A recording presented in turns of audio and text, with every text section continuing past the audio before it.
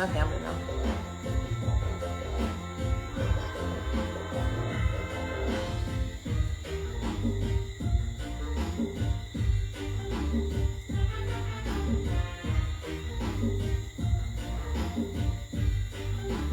Rhymesbury, hello. How are you, Miriam?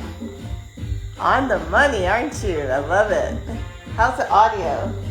Turn this down a tad. Hi, Patrick and Countryside Farm. Welcome, guys. Natty Rob, welcome. It says low connection. Yes, it's good. All right, thank you. Thank you. I'm looking at my Facebook Live and it's showing me low network connection, but I'm hoping guys will be able to get on here. I think so. Everybody good so far?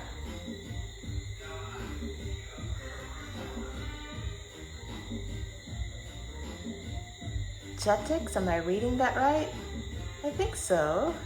Yeah, awesome, Natty Rob. Natty Rob. It's always, I love the names. Everybody has these interesting names. Hi, Jetix. Did I say that right? I hope I did. Looking to see. Yes, I did. Thank you. I can see if I see anybody on Facebook yet. William, hi. Dr. Zimmerman. So we're gonna, guys, so we have a great night set out for you. We always try to have a great night anyway. So Dr. Zimmerman is gonna come on a little bit later, but we're gonna do a small discussion with Marsha Johnson from Farmer to Farmer, so she can tell you guys about the program, and then we'll jump into our discussion. So I see a lot of us are interested in gold. Who isn't, right? Turf 876. No, I think it's 1876. I can't read my numbers tonight. Welcome. Mango Paradise Fire. Awesome. Mrs. Andrea, hi. Thank you. Let's see. I think I see a couple people on Facebook here. Jason and Teddy and Sharon. Hi, guys. Thanks for joining us on Facebook Live. Awesome. Yay. All right. So I love all the early people. Okay, this is awesome. Ray in the background, big up. Blessed night, definitely. Thank you so much. Blessed night to you too. See, Dr. Zimmerman, we have a nice little family here, so they're all eager to hear you and hear all this wonderful information you're ready to bestow on us. All right, Lincoln, King Curry in the house. Awesome. Yay. All right, so I'm looking for Marsha. Don't see her just yet. Hopefully I haven't overlooked her. Hey, Mr. Lincoln, how's the crew?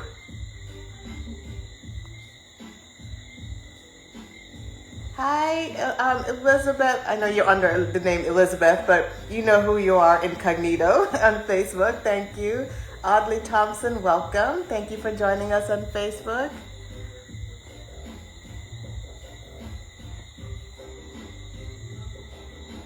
All right. Let's see. I'm trying to make sure I catch all my people here. They're doing outstanding. Awesome. Very good. Jody, hi. Thanks for joining us on Facebook. So I see, guys, I'm wearing pink for breast cancer awareness of the month of October. Actually, I didn't think about it till I had it on. I'm like, oh, I'll tell them it's for breast cancer, but yeah. It's kind of one of those lucky coincidences there. Awesome. Let's see. Is Marsha on yet? I don't think so. I'm just making sure. Marsha, if you're there, say something or wave or something. Hi, Jason. Welcome. Very good. I like my early people. This is awesome.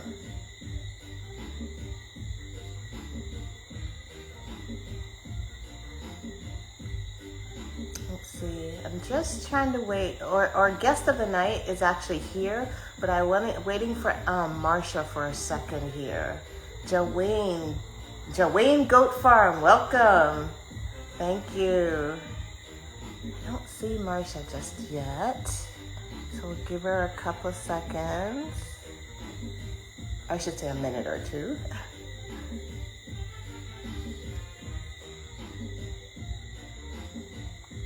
And then we'll get started.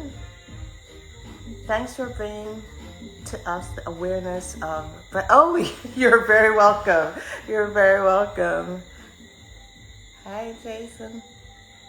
So Jason and Tiffany, welcome Tiffany on Facebook. Good to see you guys. Southern Birds, hi Southern Birds, welcome. I'm still looking for Marcia, guys, so she can come on and give us a little bit of information on Farmer to Farmer before we jump in. Dr. O'Brien, hi! You guys remember Dr. O'Brien? She talked about parasites for us. First Saturday night for in a while. Awesome, so glad to have you. Yay! Hi, hello, Joanne. Hi. We're still kind of looking through here. I love you guys. You're so faithful. This is awesome.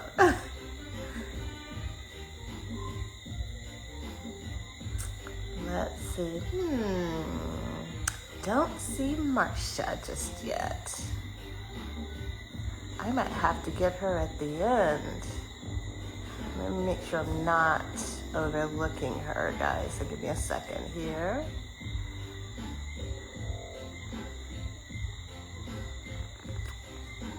Looking. I don't see her. Maybe she's running a tad bit late. Big up Farmer to Farmer. Learned so much over those past 4 weeks. Absolutely. We had some sessions, webinars, Zoom sessions for like 4 weeks, and they were awesome. We had a lot of very good information. And I think the information is also available they're going to send links out. And I think anybody, as long as you have a connection to as long as you get the link, you can get that information. So that should be awesome. I look forward to this all week. It's like hanging out with the crew. Oh, isn't that sweet? It is. It's like hanging out with the crew. Bless up, Jody. Thank you. Hi, Kenneth. All right, so still don't see Marcia. Marcia, are you there? All right, so here's what we're gonna do, guys. We're gonna have to get Marcia on at the end, because Kenneth, hi Kenneth. I don't want to keep our guest waiting too long. So, Mr. Dr. Zimmerman, I'm going to try to find you and send you an invite. Here we go. Let's see here. Oops, wrong. Take that one. Mango Fire Paradise, I don't think you want to do it, right? Hey, Tiana. Hold on, guys. Hi, Dr. Patrick. Okay, there we go. I'm gonna do Dr. Zimmerman because I still don't see Marcia here. So let's go ahead and jump into this and watch at the end. Let's see here. Yep, we're waiting for Dr. Zimmerman. Notice I had to look over the phone. See, one of the challenges of being short. Nick Erdo, thank you. Welcome. Hi, Dr. Zimmerman. How are you? Good evening. I'm fine, and so are you, apparently. Okay, your audio is a little bit low, so I don't know if it's, and I'm going to have to do a little bit of an adjustment here.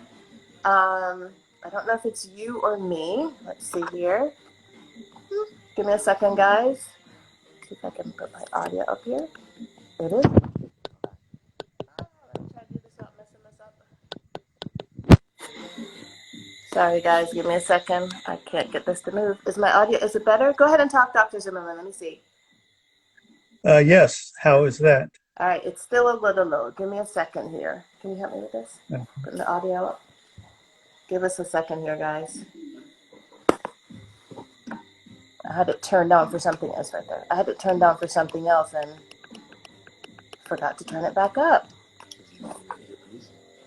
No, I can hear him, but it's just low. I think it's a little Yeah, low. still. Still Can you low? guys hear Dr. Zimmerman okay? Okay, go ahead and say something again, Dr. Zimmerman. Let me do an audio check with the rest of the group. Okay. Good evening to everyone. Nope. No, it's still I hope low. I you can think hear it's me. still me. Hold on one second here. I'm not sure why. Sorry, guys. Give me a second. I was on a. Is your Bluetooth off? My Bluetooth is off. I'm not sure why it's so low. It's all the way down, but I can't get it to go up. Hold on, Give me hold on, hold on. give me a second, guys.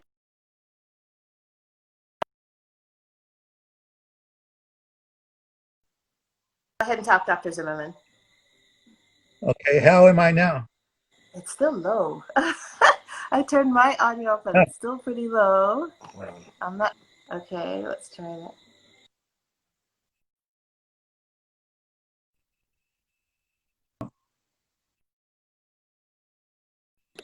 yes. Okay. There. Is it? Oh, that's better. Okay, I think we're getting there. And I got to readjust here for Facebook. Thank you, guys. Sorry about that. How is it? Oh. I think it's a little bit better. Hold on, let's do this way. Sorry, guys. Here we go. We're going to get it in 2 seconds. Thanks for your patience. A little bit better. Okay, And I think we can work with that. how? Now, Uh, guys, hearing perfectly fine. Awesome. I have a great group. They're very oh, patient with us. All right. Thank you so much for joining us, Dr. Zimmerman. Let me do my little introduction. So, guys, I have to read, okay, because I want to make sure I get all his credentials correct. Actually, I had to abbreviate his credentials because there was so much that he brings to the table. So, Dr. Zimmerman has a PhD in biological sciences from the University of Missouri, Columbia. He's a science educator as well as a technical trainer. His core competencies include climate smart agriculture, soil fertility and conservation, composting methodologies, and organic agriculture. So most of us, yes, we're small ruminants, but all of us have either a little backyard garden or something else that we're doing. And I really think we're going to get a lot of value out of this topic. And I know I'm going to get a lot of value out of it because I'm trying to do it, but I need to do it better. So I'm ready to soak it all up. So, Dr. Zimmerman, welcome again. Thank you so much for joining us. And our topic today, guys, is goat gold. So I think from the promo we've been doing, you guys had a good sense of what's going on. So we're glad you're here. So, Dr. Zimmerman, to get us started, Marcia, I see you now. We'll catch you at the end, okay? So make sure you stay through the end. What sparked your interest in agriculture altogether? Because I noticed that you, from early on, from your undergrad all the way through grad school and through your doctorate, you've always been in some kind of biological sciences or agriculture. But did it start before that? no, it started right after my bachelor's degree, Okay. actually, and that was because of a Peace Corps. Oh, And you have Peace Corps in Jamaica, and this was back in the 70s for me. mm-hmm. I was in Nicaragua for 2 years, and since then I was interested in agriculture in the developing world. So my master's and my doctorate all hinged on overseas projects. Okay. And so just off and on in my career, I continued that way. Okay. Yeah. Very good. So when are you coming to Jamaica? As soon as they let me, yeah. Okay. We would love to have you down there. I'm sure there's a lot you can help us with down there. And I was talking to Marsha about it. She's like, yeah, we're working on getting him down here as soon as we can travel again. Well, safely travel, more freely, I should say. All right. So how did you find the USAID? So first of all, can you tell us a little bit about the USAID? Because not everybody's familiar with them and how they work a little bit. Well, there are many programs in USAID. Okay. The Farmer to Farmer program is a tiny drop in that bucket, but it's a fairly cost efficient program. USAID gives out grants to various NGOs and other organizations with in-country operations elsewhere that apply for grants to do developmental projects, not humanitarian, but developmental projects in agriculture. And then they advertise certain needs to gather up and recruit volunteers. The Farmer to Farmer in-country organization knows and looks for various host organizations that might need a volunteer for this topic or that topic. And I see those opportunities advertised. And if I'm interested in, and compatible, then I'm fortunate enough to get one. Very good. So it's a very big organization then, and they basically service all over the world. Well, no, this they're limited to a certain number of countries. Okay. Okay. In the Caribbean, it's mainly Jamaica and DR right now, I believe. Oh. But then in Central America and in some of South America too. Okay. And it depends on who has the grant. In the Caribbean, in the Western Hemisphere, it's mainly farmer to farmer. It's mainly Partners of america and National Business Cooperatives Association. Okay, very good. All right. So, you mentioned Nicaragua when you're in the Peace Corps. Are there any other countries that you've worked in, and what other projects have you worked on in other countries? Oh, I'm going to have to abbreviate that, I think. Okay, most of my work has been in Africa, and much of it has been in climate smart agriculture, which is basically at the farm level, it's conservation agriculture. That's all it is. And so, getting the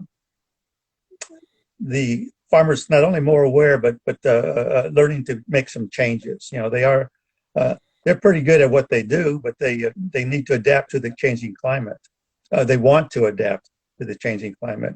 So in Africa, I've been to Senegal and Liberia twice. I was also in Peace Corps in Liberia as well. Okay. And then Ghana, Nigeria, and Uganda and Tanzania. But Wow. farmer to farmer has sent me in Asia. They've sent me to Nepal, and I've been to Lebanon in the Middle East. Okay. And then in Latin America, I've been to 2 countries and hope to go to Jamaica soon. Very good. And like I said, we are ready for you when you're ready to come. So we will welcome you with open arms. All right.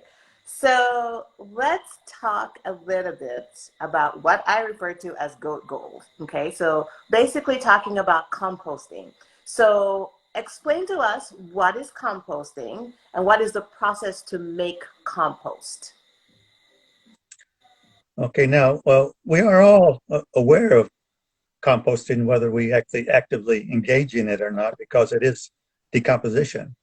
And you're making a usable resource out of what would be organic waste, which is not good for the environment. Plus, it's also something that can help your bottom line by helping you better your own soils. Or if you compost at a commercial level, you can actually sell compost as well on that. So you take a variety of carbon-rich materials or nitrogen-rich materials and have the right decomposition environment for the fungi and bacteria to come in and turn it into a soil-like substance. That's basically not soil, it's a soil amendment that does improve the soil structurally and chemically. Okay. Now you said carbon-rich and nitrogen rich. Give us examples of items that are carbon rich and items that are nitrogen rich. Well, when we start out, of course, when it's a dry season versus rainy season, you look around in dry season and all you see is carbon rich because all the leaves have died. Okay.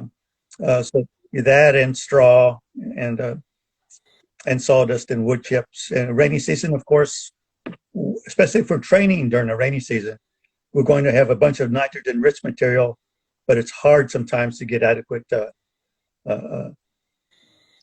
carbon material. But you make do with what you have. Mm-hmm. In this situation, of course, your nitrogen material and the focus of what you're interested in, my talk is, will be the goat feces. Okay, goat manure. All right, very good, awesome. So I guess you already explained types of materials. So it could be leaves, it could be straw, it could be sticks. It could be paper. Paper and cardboard. Okay. Office waste generates a lot of good carbon-rich substrate. Mm-hmm. Yeah. So you really think? So if you're, I'm sorry. Go ahead. No, go ahead. All Yeah. right. So would you say then that a lot of even stuff in your house, like all your peelings and all that kind of stuff, everybody should start gathering that up and using that for compost? Well, all your food waste is definitely Hmm. compost, or it would just go to rot in a landfill. So you should compost that. That would be more on your carbon side on that. And your excess paper, if you have a paper shredder, that would be ideal because you want to tear up the paper anyway. Okay. Um, not no polyesters, no synthetics, Hmm. but uh, but your organic food waste and paper waste, yes. Okay. Well, I've been using my shredding machine, and I didn't think about adding that to the compost. I'm gonna start doing that. I've gotten everything else. Everything, every scrap goes into my compost bin for the kitchen, but I never thought about my shredded paper. So I'm going to definitely start adding my shredded paper to the compost bin. All right. So guys, paper, cardboard too. Then cardboard boxes because we get a lot of that Yeah. too. Uh, uh, uh, Shredded cardboard, Shredded. yeah. Okay, because you want it Yeah. smaller, right? Because there's a concept about you want the pieces smaller. Yes. And why is The that? more surface area, I'm sorry, can you say that again? the more surface area, the faster the Okay, decomposition. okay. All right. So the smaller you can get the pieces, the better. All right, very good. So can you walk us through the steps to get to compost and then give us an idea of how long does it typically take to get to that point? That's depends on the mindset. Okay. Actually, not only the skill set, but it depends on the mindset of the person involved on that. Uh, and if I would relate this to goat manure, of course, goat manure we can compost by the standard composting regime, basically. So that's good Hmm.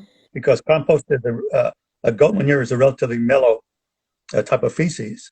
But if we were used to that or even no manure, we would make sure we had the carbon sources and the nitrogen sources ready. We would decide if we were going to do pit composting or pile composting. In parts of Africa, they will do one or the other, but they don't do either one. Like in certain countries in West Africa, they will only do pit composting. I imagine in Jamaica, you will do pile composting, I think or so. you That's what have I've little been doing. bins. I didn't know there was a difference. So what's the difference between pit composting and pile composting? Uh, Part of that is culture. Part of that is, they don't want it being blown away by the elements if it's in Okay, a pit that makes sense. Okay. on that. And they can conserve moisture during the dry season by having it in a pit. Hmm. But then also during the rainy season, if you aren't careful, you can flood the heck out of your compost. So you have to monitor and protect your compost Okay. on that. Now, for a pile compost, say if it was freestanding and not inside a box or a bin, I would try to get it to, at least uh, the dimensions at the base level, I would try to get approximately at least 1 meter by 2 meters Okay. on that. And then in height, you'd end up perhaps about 2 meters tall, 5 or 6 feet. That way, if you did not have manure or just some manure, you have a volume that's big enough to generate heat once the bacteria come in and start the decomposition on that. Your floor of your compost pile, you want level and you want firm.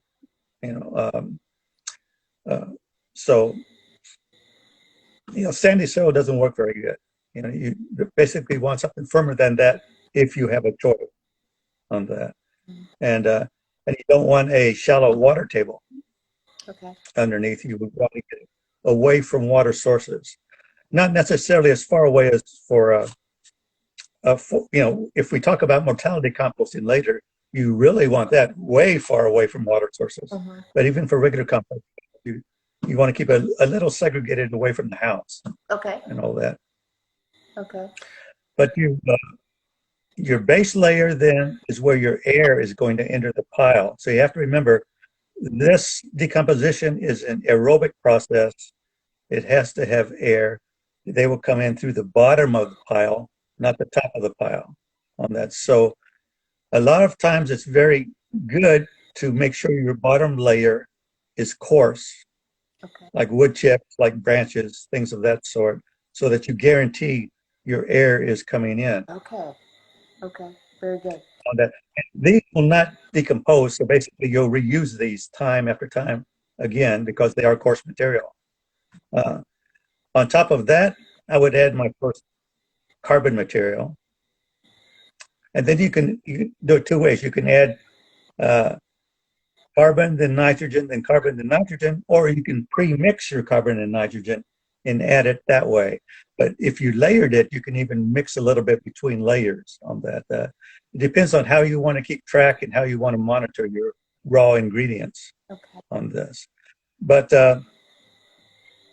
depending on what your raw materials are and what you know, what you can find in reference tables, you would want either a 1-to-1 or 2-to-1 carbon nitrogen ratio.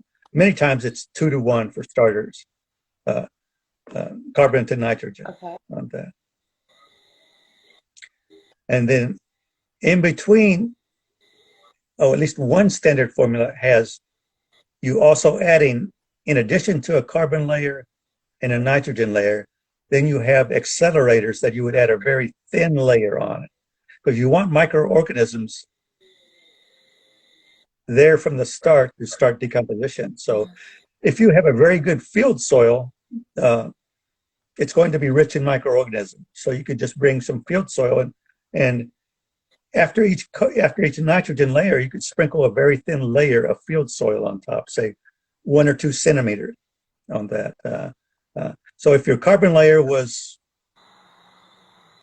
say, 1 or 2 feet, and then your nitrogen was 1 or 2 feet, then you would add, like a half an inch of soil accelerator. You could put manure as an accelerator if you don't have a lot of manure, and that would help it. Now, you guys have a lot of manure, so it will become a key nitrogen ingredient. So you'll have to be using it as your nitrogen layer, but goat manure is good, and it's easy to handle, and it will decompose very readily. Now, I should maybe go sideways one step and say, okay, why? If goat manure is so great, and we can even add it sometimes as fertilizer without composting it, why should we compost goat manure? Mm-hmm. Well, any type of manure is superior to compost. It doesn't matter what it is.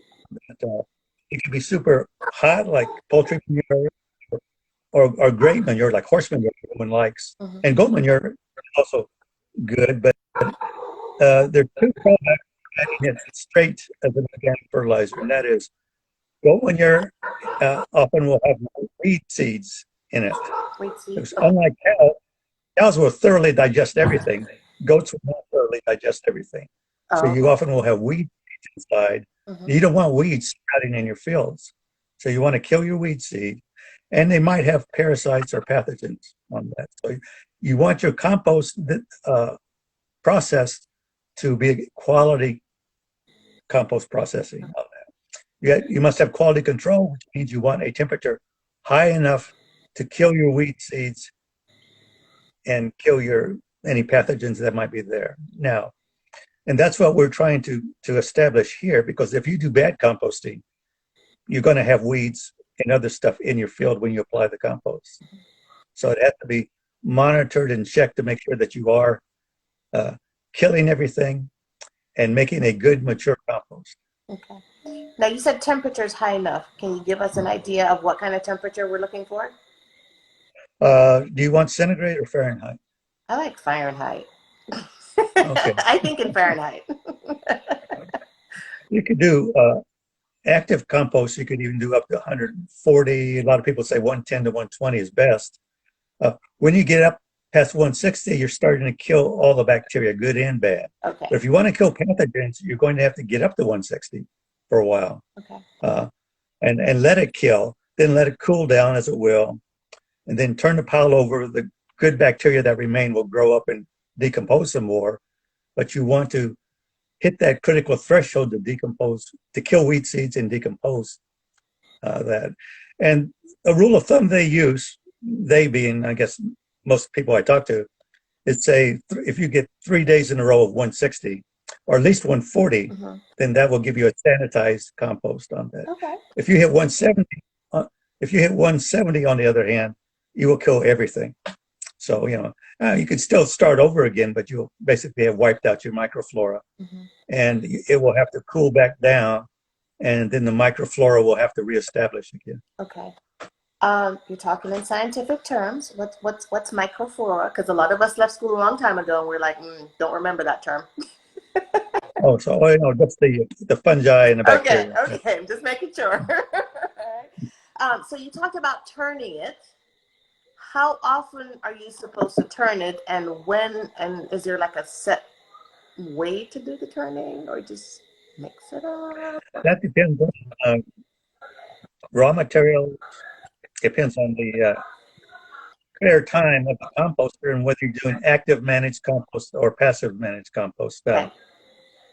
Of course, we want to do active here because you can get good compost passively if you want to wait 2 years or something. But if you want to get a lot, to get it fast, you will have to monitor it and actively manage it, Mm-hmm. which means turning it at the start. You can turn it, say, every 2 weeks if you really actively manage it, or you can wait a month depending on what's in your pile. Mm-hmm. That because while you're turning it, you're also going to be adding more water to it because you need a certain amount of moisture content in it.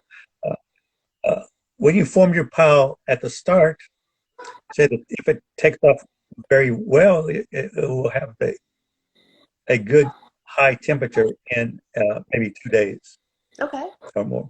And you can either measure it with a compost thermometer, which is a long stem dial face thermometer, Okay. or you can, since in many places in Africa they don't have them or they can't afford them, we use a stick. Basically, when you build a pile, you put a nice straight stick inside, Mm-hmm. jam it in, and then when the farmer checks the pile, he pulls up the stick. If it's too hot to touch, it's good composting, and he puts it back in until it's cool enough to touch. Then he says, okay, this cycle is ending, so I will turn it because the temperature needs to get started again. Okay. So the decomposition starts, and it'll come down on its own. Or sometimes because it's dried out, you don't want that, or sometimes because it's just killed everything, but you don't want that either. Okay. But that's why you monitor it. So it comes back down, you turn it, you add moisture, and you make sure it's still aerated. You don't want it compacted. Uh-huh. And then you let it go up. It's an oscillation cycle over and over again. Now, speaking of aeration and moisture, if you have a compost pile that, say, you get your raw materials from a restaurant or something, you will have a tendency toward compaction because that food will squash down real easily. Okay.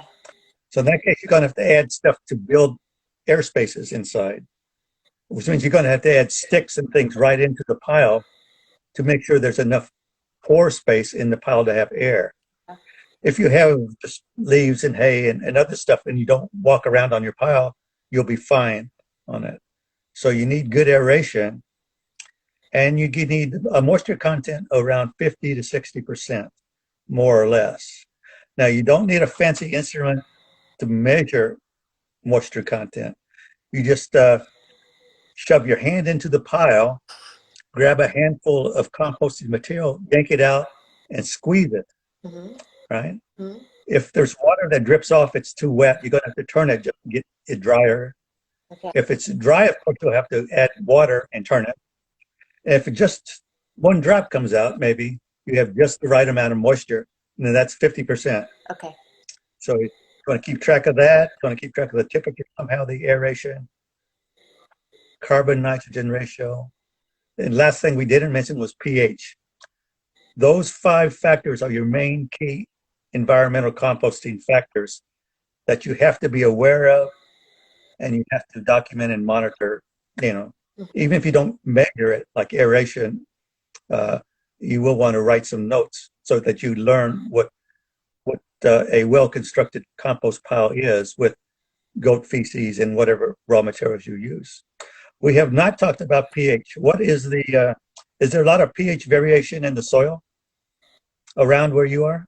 I don't know. I'm sorry. We did a soil test and I don't remember. I read through the results, but I don't remember what it said. I wish Farmer Khalil was on here or Marshmallows because they got a copy of the report and they could tell us. But unfortunately, I don't remember. I'm going to have to look it up and call you. Oh, no, that's fine. That's okay. Most of the raw materials we're talking about, the pH will start off okay because they have a fairly broad range of pH that the composting will occur in, uh, as low as 5.5 and as high as 9. But you don't want it that broad. You want your ideal range will be between say 6.5 or 7 and 8. So it'll be near neutrality. Okay. And when you start out, it will be near neutrality, but especially if you have a manure-rich regime, you're going to have to watch out to see if it does go acid or not, in which case you'll have to buffer it with some limestone and eggshells or whatever you have.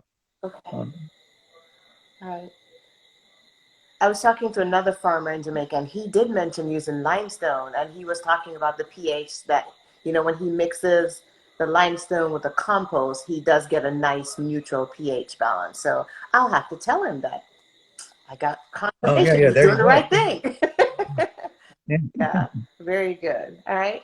So, so how long does it typically take? You said it could take up to 2 years. So what is the quickest time? Because, everybody wants everything like yesterday. So what is about the quickest time we could get some compost?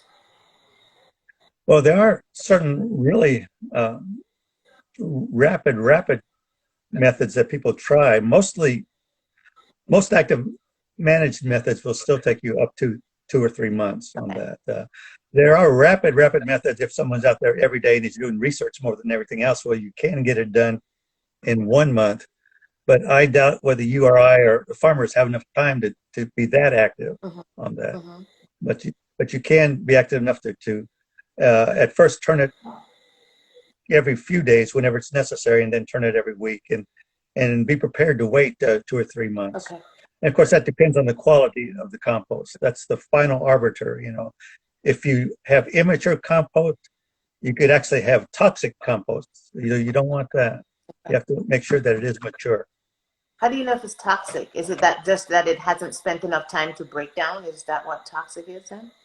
You'll have organic acids. You'll have maybe some pathogens and stuff, but especially the organic acids. If it's not, but you can often just smell that. If it doesn't smell good, something's wrong on that. When it's done, it's going to smell like soil, and that's great. It's going to smell like soil. It's not going to look at all like it started out as, and then you have good stuff. Okay. It actually kind of looks like soil too. It smells like soil and looks like soil at the end for me. Yeah, It's that's true. it's Yeah. a pretty close look. They're close. All right. So I was gonna ask, are there any special equipment or tools? And we know of one, a stick, which is awesome because we can all find that. And you mentioned checking the temperature. The stick checks the temperature. I'm trying to think, is there any other special tools or equipment that we need for this? Basically anything you have around the farm, you should be able to do this process? Yes, and of course that varies from country to country on that. It can be mechanized. Some farmers that have chippers and stuff will shred all their stuff through chippers. Okay. Or shredders. Other farmers have to basically cut up leaves with their hands. And in Africa, basically, they use machetes for everything. We do. So, We use that's machetes. that's another tool on that. And the people who do pit composting, of course, need their shovels. Okay. Okay. Very good. So I'll tell you how ours is set up. Our composting station, we use pallets. So we use pallets to make the sides, and we have Yeah. 3 sections. Make sure I'm saying that right. But we created 3, so to speak, boxes, and so we do all our mix in the first one, and then we keep the second one open and we turn it from one to the other because we find that it makes it easier because we try to keep, like you said, pretty high, the pile pretty high to get. Now we haven't really tested for the heat, so we're going to start doing that, but we do turn it and moving from one station to the next station to make it easier to do that turn.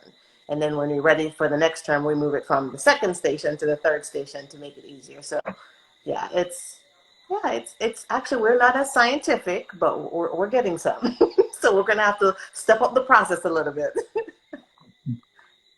No, that three box system that you're describing is very organized, and a lot of people do that because they know exactly where the situation is by which bin their material is in on that. Yes.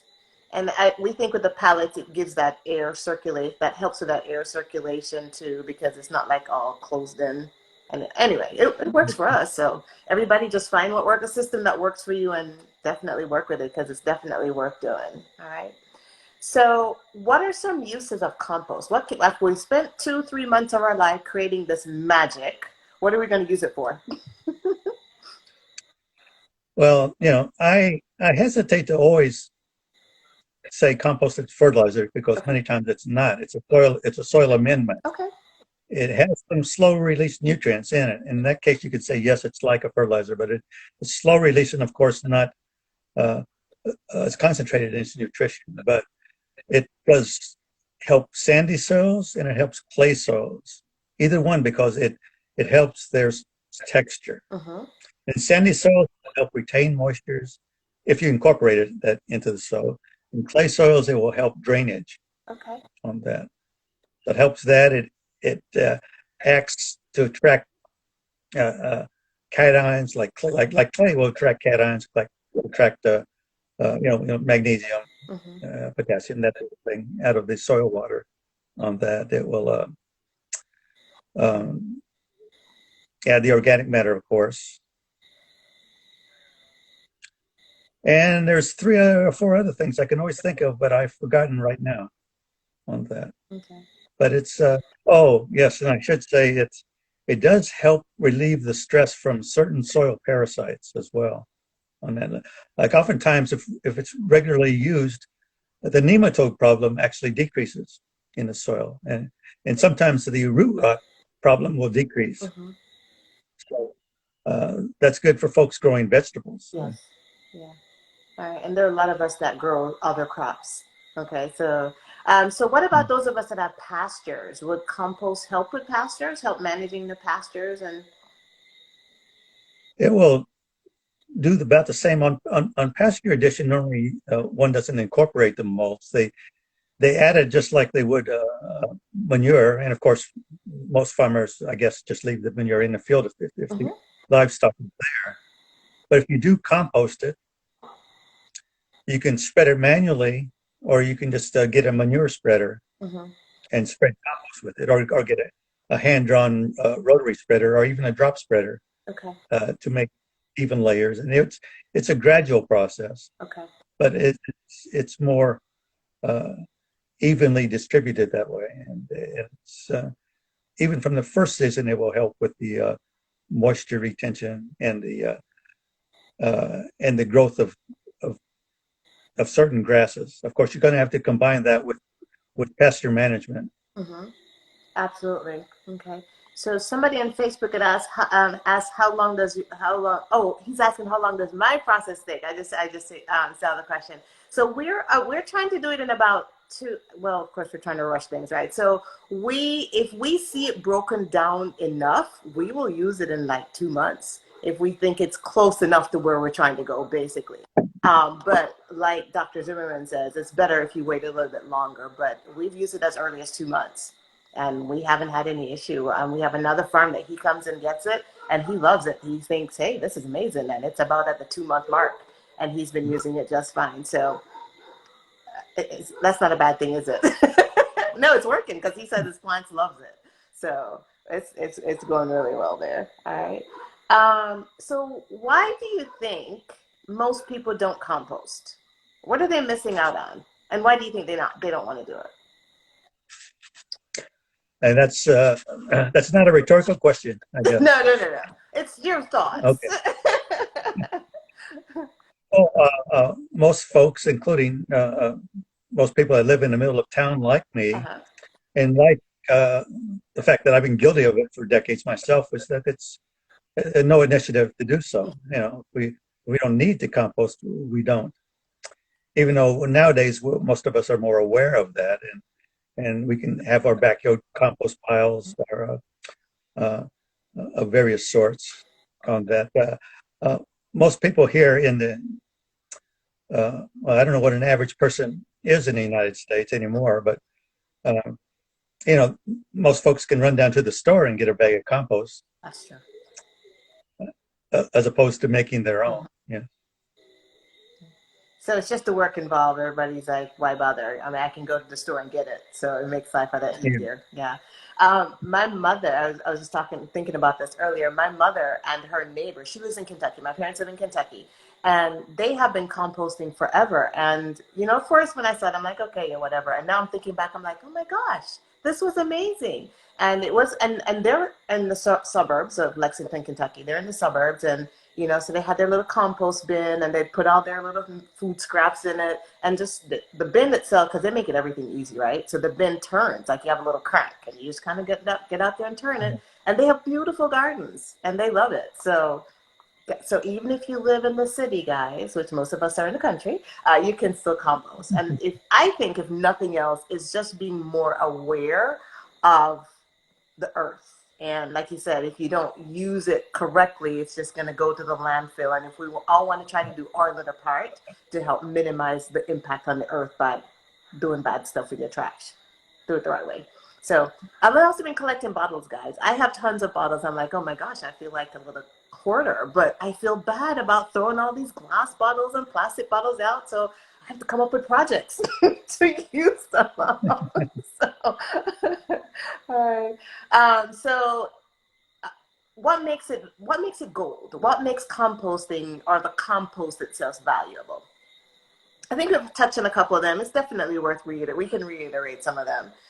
What makes it so? What makes it so worth it? Let's put it this way: what makes it worth your while to do compost or to create compost? That's a question to everyone you're asking? I want you to give us some ideas. Maybe you'll think about stuff, throw stuff out there that, when we're in the everyday world of running a farm and doing your busy life and everything, you don't want to add one other thing to your list. So, what are some of the things that as farmers we should be thinking about, that if I add this one other step to the process, this is how it's going to help me down the road? Well, just thinking environmentally, it sort of Mm-hmm. explains itself, but most people don't still. Most farmers in the United States still don't on that. If you're an organic farmer, you go there automatically, the recyclability of it. But I was talking to, most farmers around where I live grow soybeans and some corn, but mostly soybeans. And, uh, and, and hardly any composting, and they're stuck in their regime. And uh, um, but yeah, if we can get organic agriculture is slowly building. Yes. Mm-hmm. And when I go overseas, it's easier to talk about that sort of thing because so many areas are organic by default because Can't afford it. they can't afford the synthetic fertilizers or they get bad stuff anyway. Mm-hmm. On it. So yeah, that's definitely the helping things to go organic. I know Rhinesberry's on here, and one of her goals when she comes back, she's currently in the U.S. and she's coming to Jamaica. One of her goals is to do organic farming, and I know there's several of us that try our best to keep as natural as possible. Every time somebody comes in, they're like, "Do this, do that." I'm like, "Nope, nope, we're going to keep it organic." So we're all trying to make our little step into making things as organic as possible because that's what everybody is looking for. And so we talked about that. I think you also mentioned that it improves soil quality, which is good. So it's going to give us hardier crops and fruits and vegetables. So that's definitely good. So make it more marketable when we decide to sell our crops to everybody. And even for gardening, like, of course, you're going to use it in your garden.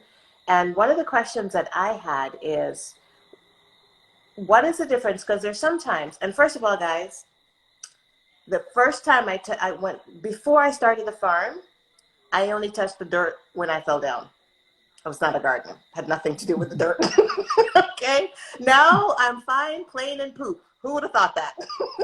So So I've been testing out my little garden. It's right outside my window right here, and I love it. It's like all this stuff is growing. My little cabbage and green onions and peppers. I'm like, wow, this is amazing. And of course, when I first started, I had to get help because I was like, I don't know what to do. I don't know where to start.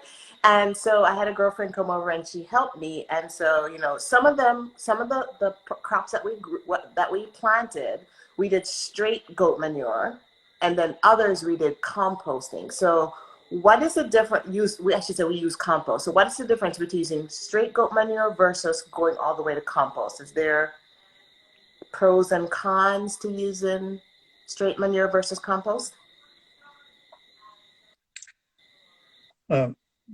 What I tell everyone is that, I do, as I said before, I recommend composting, pre-composting all manure before application, because you're adding minerals, you're adding organic matter, and you're making it more evenly distributable, which definitely would help goat manure, despite the fact that it is easy to handle on that. So that, and you've also managed to use your other waste for a good cause too. So it does require a little pre-prep work, as opposed to just running around with a bucket of goat feces. But it is worth it. Okay. All right. Good. So, but it's as far as detrimental to the plant, it's just as long as you use it cautiously. The straight manure, that's still okay, right? Well, I mean, it worked for me unless I'm messed up and I didn't know. Yeah, with goat manure, yes, on that. I would never use poultry manure straight, period. All right. So yeah, which brings us to our next discussion then. So there's goat manure, there's sheep manure. Most people don't talk about sheep manure, but I know we do have a couple of sheep farmers.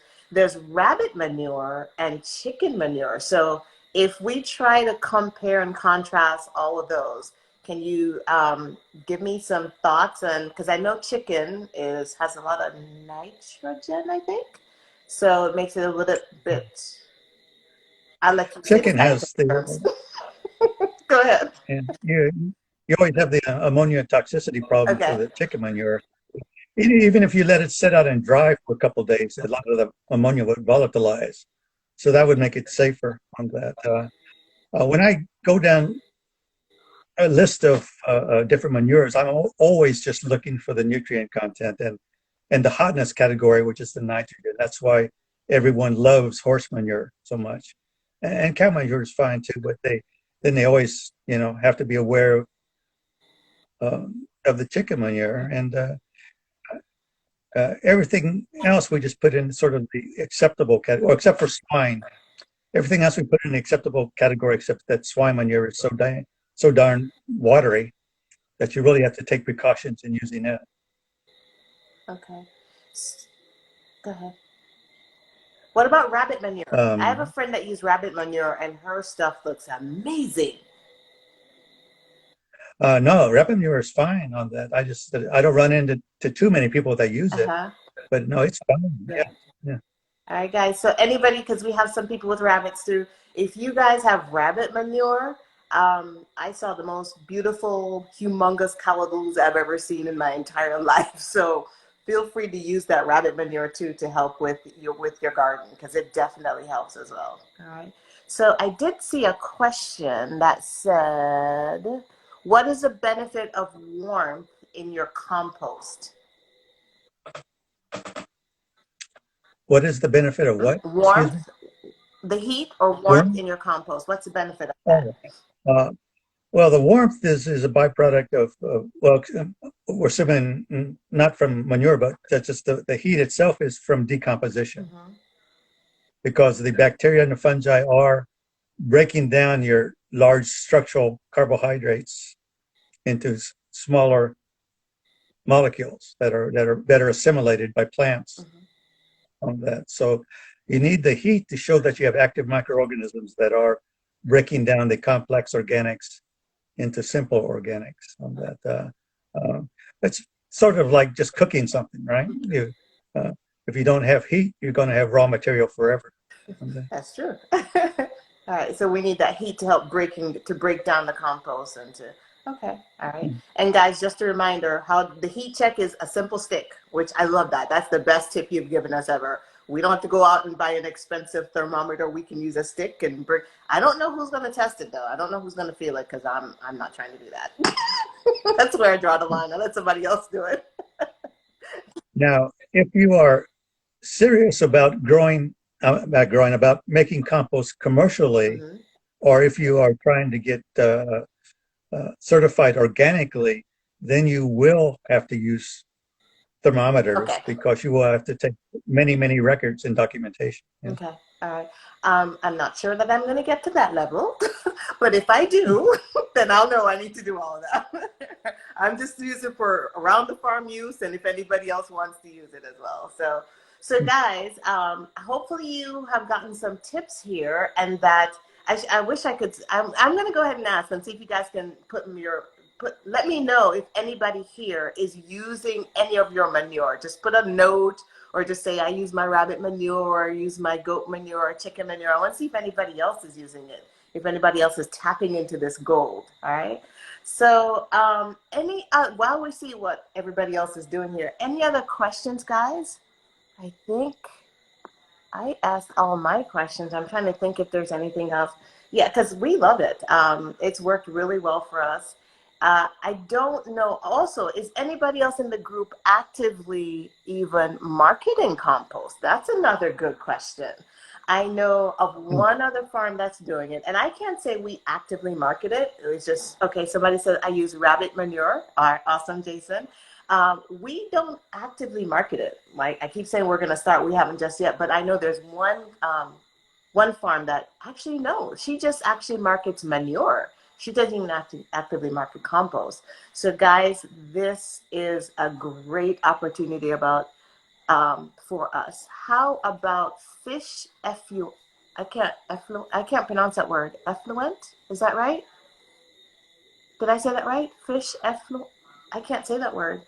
EFF Effluent. effluent. Okay, what is that? I have no clue. I've never heard that term before. Okay.